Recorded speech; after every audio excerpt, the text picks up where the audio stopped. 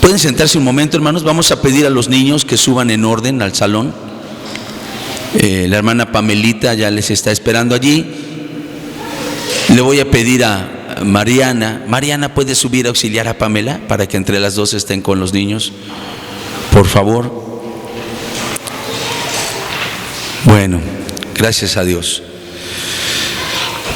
Vamos a tener ahora nuestro estudio correspondiente al día de hoy, 15 de junio de 2014.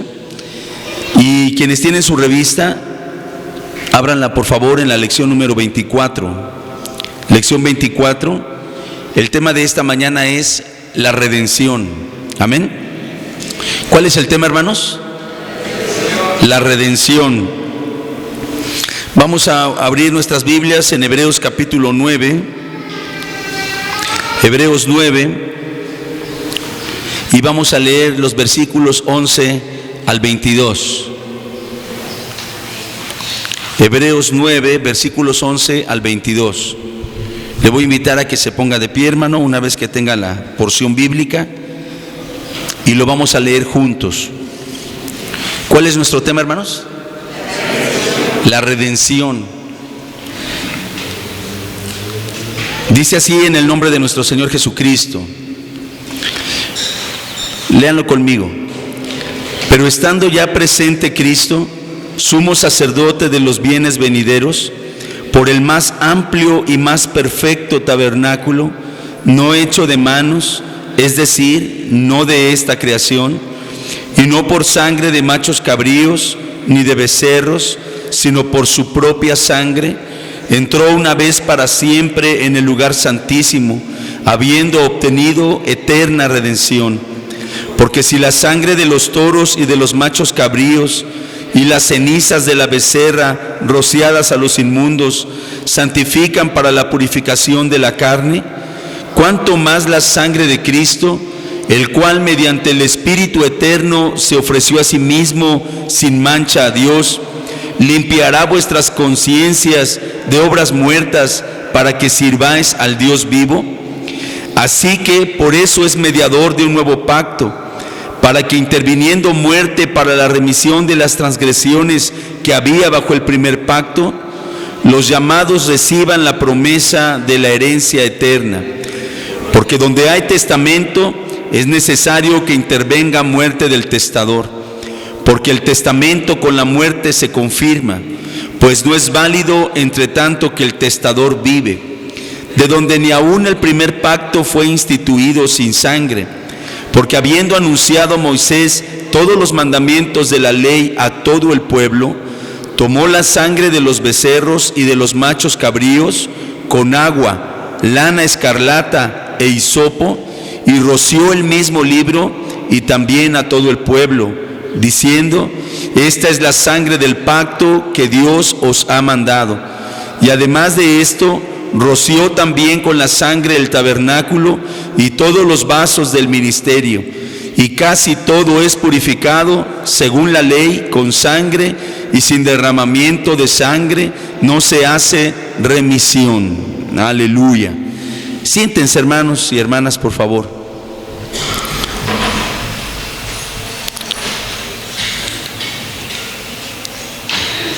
Recordamos pues que el tema en el cual vamos a meditar en esta mañana es un tema muy importante, muy hermoso, glorioso. Es el tema de la redención. Amén, hermanos. La redención. Y en la lectura que acabamos de hacer de la carta a los Hebreos, el escritor sagrado compara algunos aspectos de la redención tal como era comprendida y enseñada en el antiguo pacto. Es comparada con la obra que hace ahora nuestro Señor Jesucristo para establecer un nuevo pacto. ¿Se dieron cuenta, hermanos, en la lectura que hicimos, que se habla de un antiguo pacto y después se habla de un nuevo pacto? ¿Sí? ¿Se dan cuenta de cuando el escritor sagrado se refiere al momento en el que, una vez que Moisés recibió la ley de Dios, hizo los sacrificios correspondientes? Tomó, dice aquí, tomó escarlata, tomó hisopo, agua, pero sobre todo el elemento principal era la sangre de los sacrificios que se celebraron en ese momento. Con esa sangre roció el libro de la ley que en aquel momento era simplemente una tabla de piedra, ¿sí? Y también roció al pueblo y les dijo: esta es la sangre del pacto que Dios os ha mandado. Y así había quedado ratificado con sangre aquel primer pacto. El pasaje nos habla también de un segundo pacto que vendría después. Este pacto se establecería ya no por Moisés, sino se establecería a través de nuestro Señor Jesucristo. Amén. ¿Recuerdan ustedes cuando el apóstol Pablo habla de la institución de la Santa Cena? Menciona las palabras que el Señor dijo en aquel día que la instituyó, cuando dijo: esto es mi sangre del nuevo pacto. Y hay una semejanza en la expresión, ¿verdad?, con lo que acabamos de leer aquí en Hebreos, cuando Moisés dijo: esta es la sangre del pacto que Dios ha hecho con ustedes. Y roció la tabla de la ley y roció al pueblo. Mucho tiempo después, cuando viene nuestro Señor Jesucristo a manifestarse, Él, el día de la cena, dice: esto es mi sangre del nuevo pacto. Él establece un nuevo pacto. Dice la Escritura que Él viene a ser el mediador de un mejor pacto, el mediador de un nuevo pacto. Ahora, en estos dos pactos se establece la obediencia a Dios y se establece la salvación que Dios otorga a los pecadores. Tanto en el primer pacto el perdón no era posible sino porque viniera de parte de Dios un perdón. Y en el nuevo pacto pasa lo mismo. Dios sigue ofreciendo salvación a los hombres y sigue haciendo a todos nosotros los pecadores accesible su perdón, pero en los dos pactos está presente el elemento de la sangre. Solo que hay una enorme diferencia entre la sangre del antiguo pacto con la sangre del nuevo. Porque la sangre del antiguo pacto, ¿de quién era esa sangre? De becerros, de machos cabríos. Y aún esos animalitos no solamente eran sacrificados de una manera cruenta, es decir, que se derramara toda su sangre, sino que aún se quemaban su carne, se quemaba todo de ellos, sus intestinos, todos sus residuos, todo se quemaba. Por eso aquí se dieron cuenta ustedes al leer que dice las cenizas de la becerra, ¿sí? Porque una vez que era consumido todo el holocausto, era derramada la sangre y después toda la carne con sus vísceras y con todo era quemado. Y el sacerdote colectaba las cenizas del sacrificio ya quemado y lo rociaba sobre los inmundos. Y por eso habla aquí de la sangre y de las cenizas de la becerra. Pero eran sacrificios de animales. Si bien eran aceptos delante de Dios siempre y cuando se cumplieran todas las exigencias de la ley en cuanto a la perfección de los animales, que fueran primogénitos, que fueran sin defecto, que no estuvieran ciegos, que no estuvieran cojos, que no estuvieran enfermos, que fueran animalitos perfectos. Y además que el sacrificio se llevara al cabo tal y cual estaba establecido, no por cualquiera, sino por el sumo sacerdote. Y aún el sumo sacerdote tenía que estar sujeto a los lineamientos establecidos para él también, cómo tenía que estar vestido, cómo tenía que hacerlo, en qué tiempo, en qué momento. Todo estaba perfectamente regulado. Cuando un sacrificio así se cumplía al pie de la letra, entonces Dios concedía perdón y expiación para quienes ofrecían ese sacrificio. Pero con todo y que estos sacrificios fueran meticulosamente observados, no alcanzaban a quitar del todo la culpa que estaba allí. Por eso los sacrificios tenían que estarse haciendo continuamente. Y una vez al año, el sumo sacerdote hacía un sacrificio especial, en donde él entraba hasta el lugar santísimo, entraba hasta el lugar más íntimo del tabernáculo y allí ofrecía un sacrificio por los pecados de todo el pueblo. Esto lo hacía una vez cada año. Pero los sacrificios de expiación y las ofrendas por el pecado se celebraban continuamente. Cada vez que alguien del pueblo venía con el sacerdote y le decía: tengo de qué pedirle a Dios que me perdone y traigo aquí un animal para que sea sacrificado para que yo sea perdonado. Y ya entonces el sacerdote le decía: coloca tu mano derecha sobre su cabeza. Y entonces el pecador ponía su mano derecha sobre la cabeza del becerro o del macho cabrío, y en ese acto de poner su mano eran trasladados sus pecados al animal, y entonces el animal podría ser ya sacrificado, siempre cumpliendo todas las indicaciones que están en el libro de Levítico.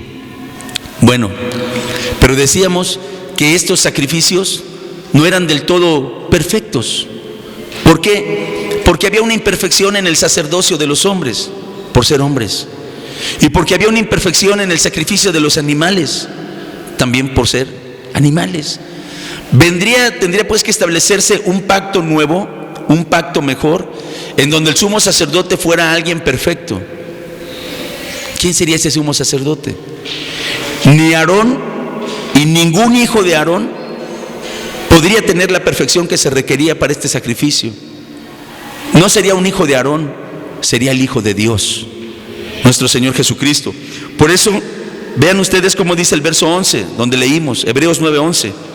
Pero estando ya presente Cristo, ya no está ahí Aarón, ni los hijos de Aarón. Dice, pero estando ya presente, ¿quién? ¿Y qué dice enseguida? Sumo sacerdote.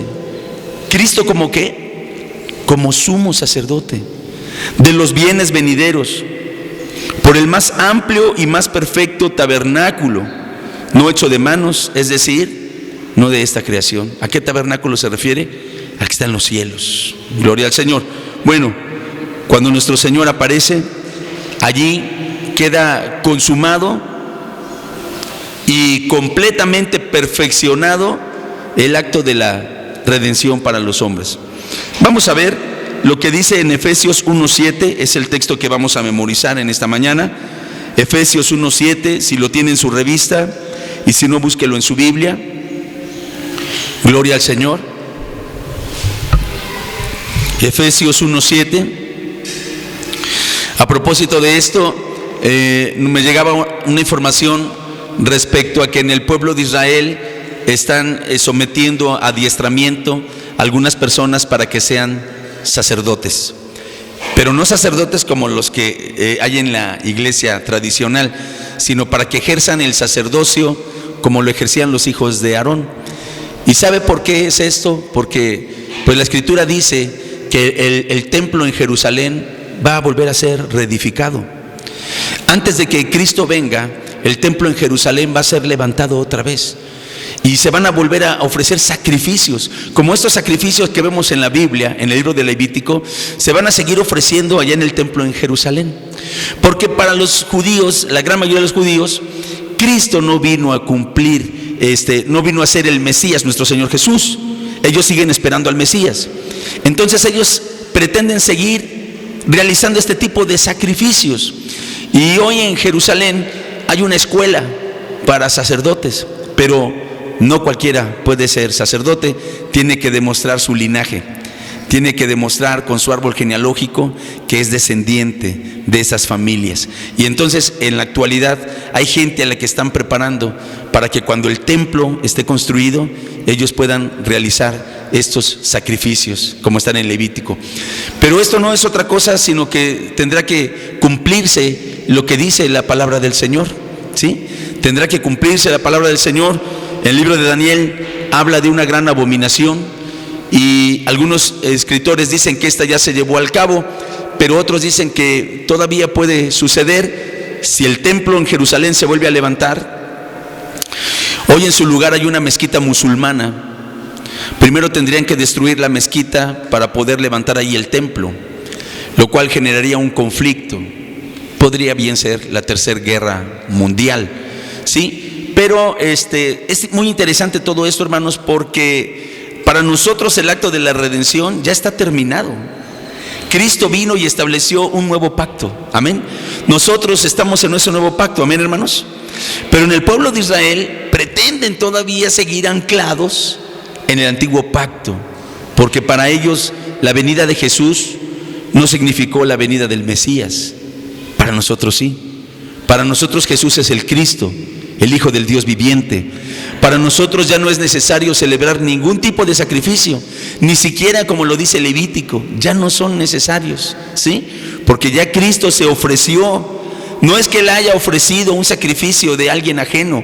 Dice la Escritura que Él por el Espíritu Eterno se ofreció a sí mismo. Aleluya. Bueno, le comento esto porque pues nos sirve como un dato histórico, como algo anecdótico. También nosotros como iglesia debemos de estar atentos a lo que está sucediendo.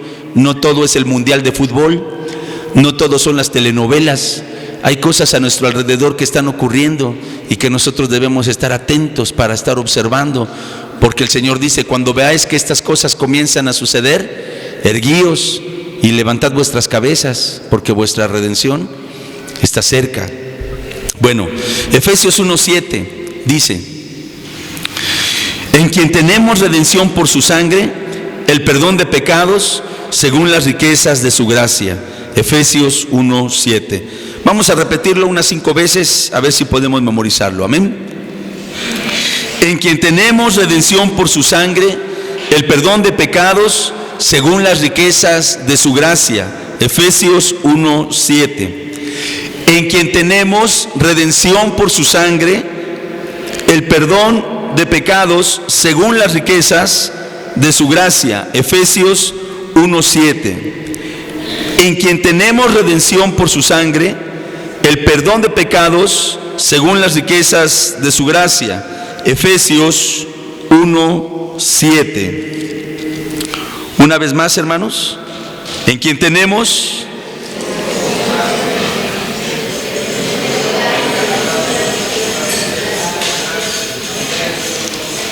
una vez más, en quien tenemos redención por su sangre, el perdón de pecados según las riquezas de su gracia.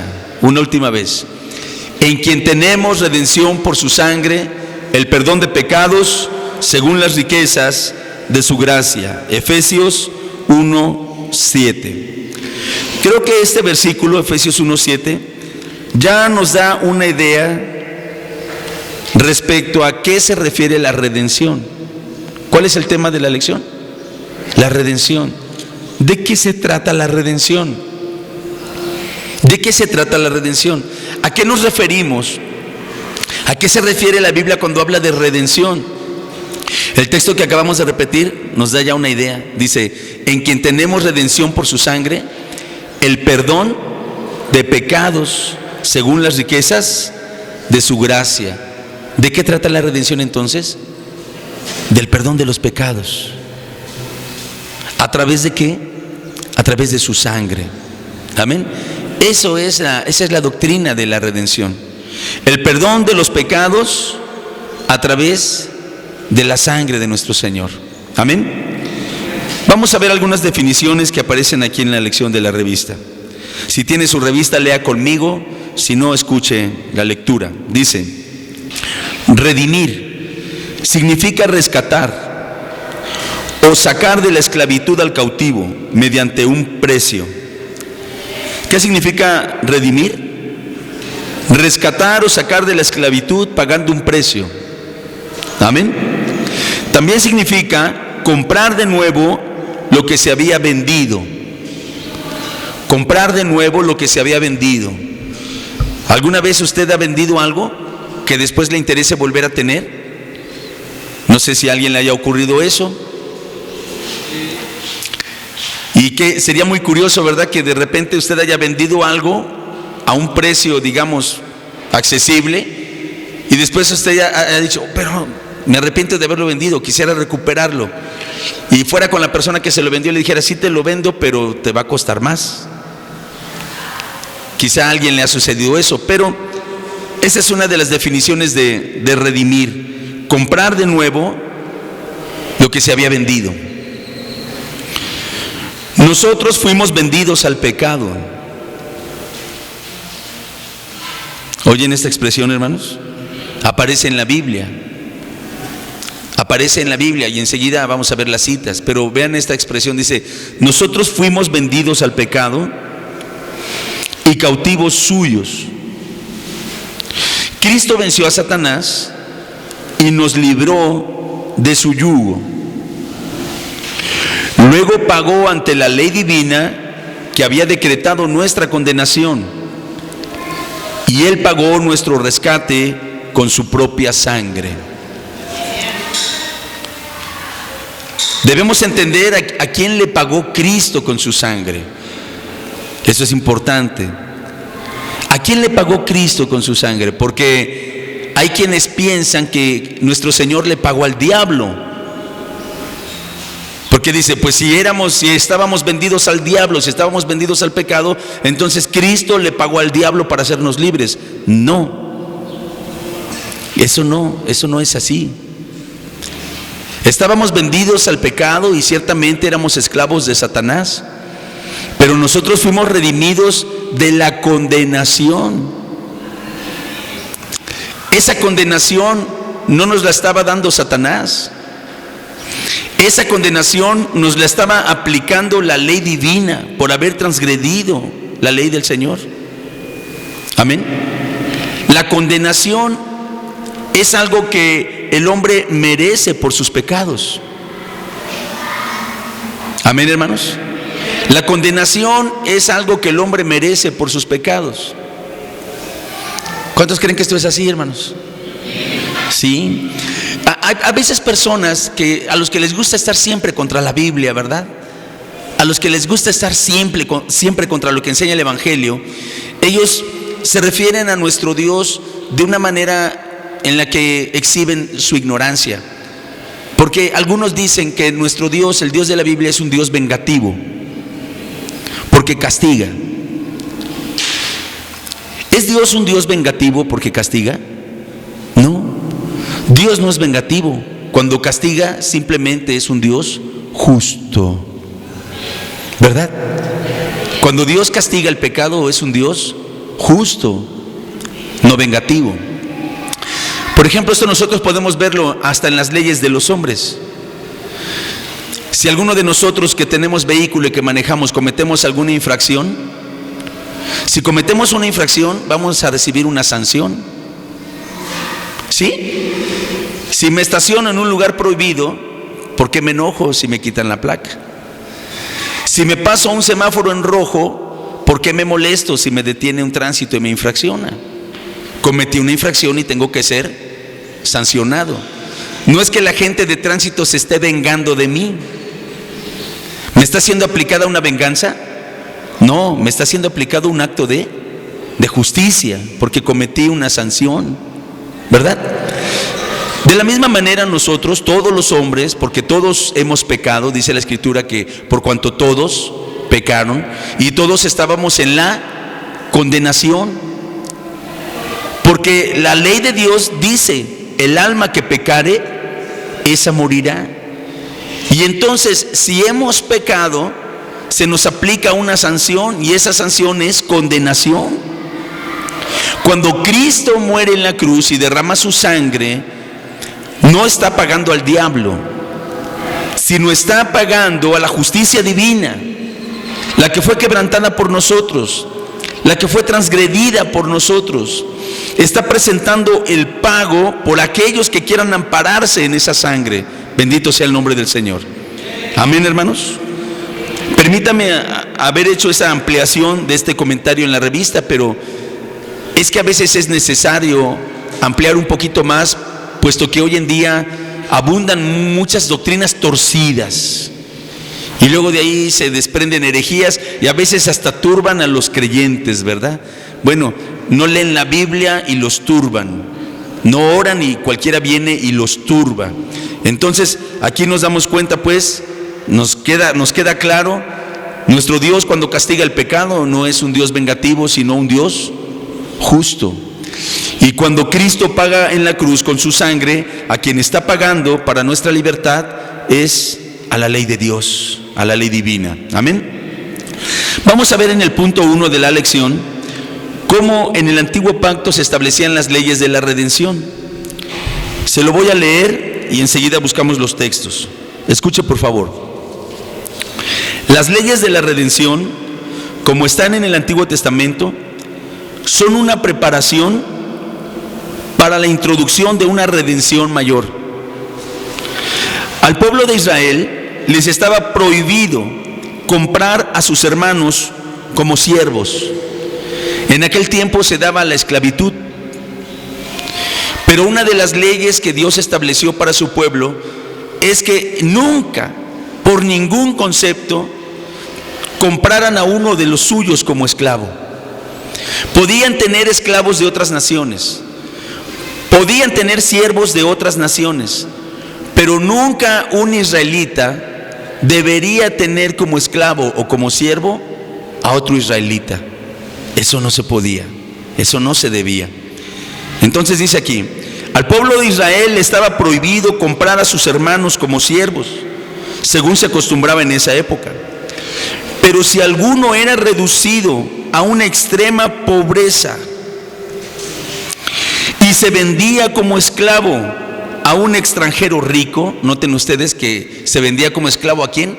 A un extranjero, no a uno de sus hermanos, sino a un extranjero que viviera en aquel país, sus hermanos parientes podían redimirlo pagando un precio.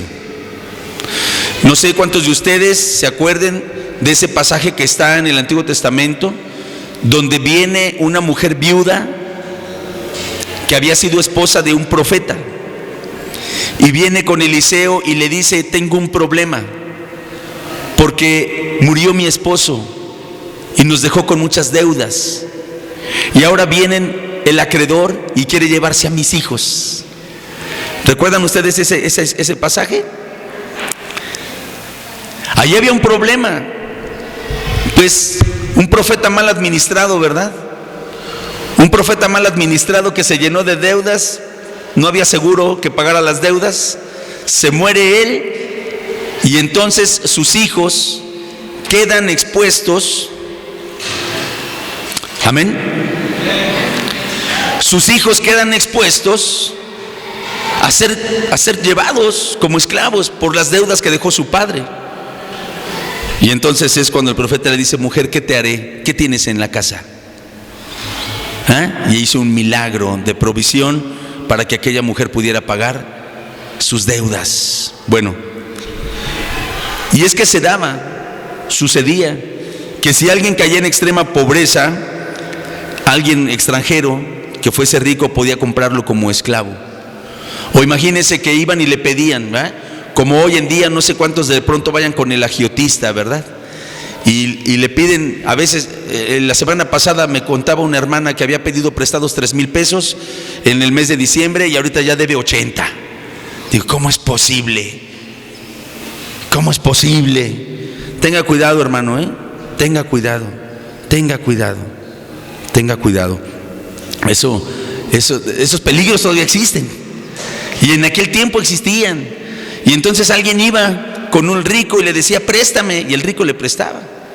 Y préstame, y le prestaba, y préstame, y le prestaba. Y llegaba el momento que le decía: pues ya no tienes con qué pagarme, pues te vienes de mi esclavo. Pero como no alcanza contigo, pues tus hijos, los que ya estén grandes, a ver, qué terrible, ¿verdad? Qué espantosa condición. Fíjese, no solamente perder las tierras, perder el ganado, perder el pozo de agua, sino perder su propia libertad. Y entonces surge ahí la figura de la redención. Dios establece una ley para su pueblo que dice: cuando tú veas a un hermano en esta condición, tú puedes ir a redimirlo. ¿Qué era ir a redimirlo? Ir con aquel y decir: ¿cuánto te debe? Tanto. Aquí está. Aquí está lo que te debe. Déjalo libre. Porque aquel no pagaba para decir: ahora eres mi esclavo. No, pagaba para dejarlo libre. Pero vean ustedes, porque quizá alguno ya está pensando: ay, hermano, ¿y quién iba a ir a querer ir a dar su dinero por uno que se mal administró? ¿Sabe quién tenía el deber de hacerlo? El pariente más cercano. No cualquiera del pueblo iba a ir, sino el pariente más cercano. El pariente más cercano era quien tenía el deber de ir y redimir a su hermano. Vamos a ver en Levítico 25, por favor, ahí aparece esa ley que está, decimos, en el antiguo pacto. Levítico 25. Y fíjese, todavía en tiempos del apóstol Pablo, él en una de sus cartas le dice a los hermanos: no os hagáis esclavos de los hombres. Ya en tiempos de Pablo decía esto. Y ¿sabe qué? Hasta el día de hoy podemos decir lo mismo. No nos hagamos esclavos de los hombres. Y hablando en términos económicos, eso tiene que ver con una administración. Como al rato solo trabajamos para pagar intereses.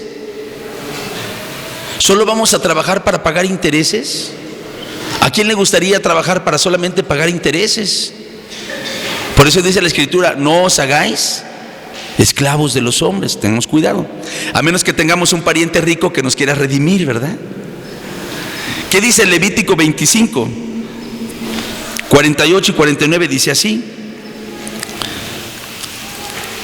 Bueno, desde el verso 47 dice: si el forastero o el extranjero que está contigo se enriqueciere, y tu hermano que está junto a él empobreciere, y se vendiere al forastero o extranjero que está contigo, o alguno de la familia del extranjero, después que se hubiere vendido, podrá ser rescatado. Uno de sus hermanos lo rescatará.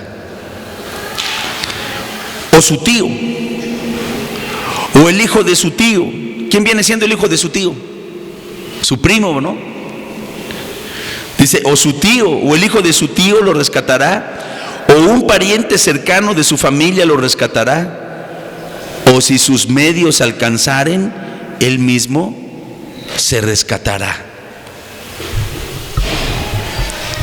Pero ya está la figura de la redención para alguien que hubiese sido vendido.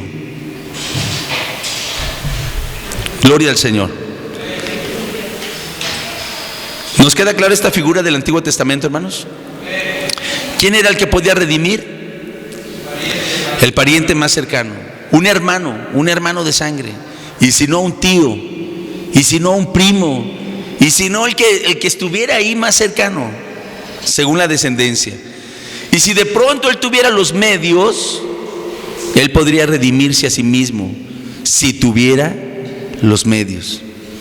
Aquí quédense con ese pensamiento aquí del pariente más cercano, porque más adelante, cuando veamos la obra de Cristo, vamos a darnos cuenta cómo es que el pariente más cercano nos ha redimido a nosotros. Ahora, también en el Antiguo Testamento hay algunos pasajes que nos muestran a Dios como el redentor de su pueblo. El pueblo de Israel históricamente pasó por periodos de esclavitud. Los más recordados son el tiempo que estuvieron en Egipto y el tiempo que estuvieron en Babilonia. ¿Lo tienen presente, hermanos? Cuando Israel fueron esclavizados en Egipto, y después cuando fueron tomados y llevados cautivos a Babilonia. Fueron periodos en los que el pueblo estaba esclavizado. Cuando ellos clamaban a Dios, se referían a Él en sus oraciones como su redentor. ¿Qué le estaban queriendo decir al Señor cuando se referían a Él como su redentor? Le estaban queriendo decir: líbranos de esta esclavitud. Somos esclavos de estos, nos tienen cautivos. Líbranos. Y se referían a Dios como su redentor. Vamos a ver en el libro del profeta Miqueas. Miqueas está después de Jonás.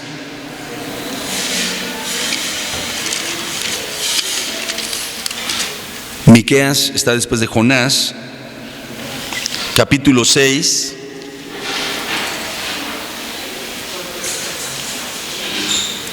Versículo 4, Miqueas 6:4. Leamos desde el versículo 3. Miqueas 6, 3 y 4 dice así: pueblo mío, ¿qué te he hecho? ¿O en qué te he molestado? Responde contra mí. Porque yo te hice subir de la tierra de Egipto, y de la casa de servidumbre te redimí. Gloria a Dios. ¿Qué dice el Señor de su pueblo? Te redimí. Y envié delante de ti a Moisés, a Aarón y a María. Dios está presentando a su pueblo como su redentor. Y aquí el Señor les hace este reclamo porque el pueblo se estaba alejando del Señor. Así como luego de repente hoy en día hay hermanos, ¿verdad?, que desmayan de seguir al Señor. Dicen, hermano, pues ya, como que ya no tengo ánimos de ir al templo, como que ya no tengo deseos de ir a los cultos. Y a veces, bueno, yo sí en alguna ocasión le he dicho a alguno que otro hermano, bueno, ¿y el Señor qué te hizo? A lo mejor yo te hice algo, a lo mejor algún hermano te hizo algo. A veces somos tan delicados, ¿verdad?, que si hasta alguien mira torcido, ya pensamos que nos hizo mala cara. Pero no es de que alguien, bueno, la pregunta sería, como dice el Señor aquí a su pueblo: pueblo mío, ¿qué te he hecho yo? ¿En qué te he molestado? Dime en qué te he molestado. Lo único que hice por ti fue redimirte, te saqué de Egipto. Gloria a Dios, ¿verdad? Ojalá que ninguno de nosotros aquí de pronto tenga ese pensamiento de apartarse del Señor, porque ¿qué nos ha hecho el Señor, hermanos? Solamente bienes, ¿verdad? Solamente misericordias como para que nos apartemos de Él. Bueno, también en Isaías 63, el libro del profeta Isaías 63, gloria a Dios. En el versículo 16,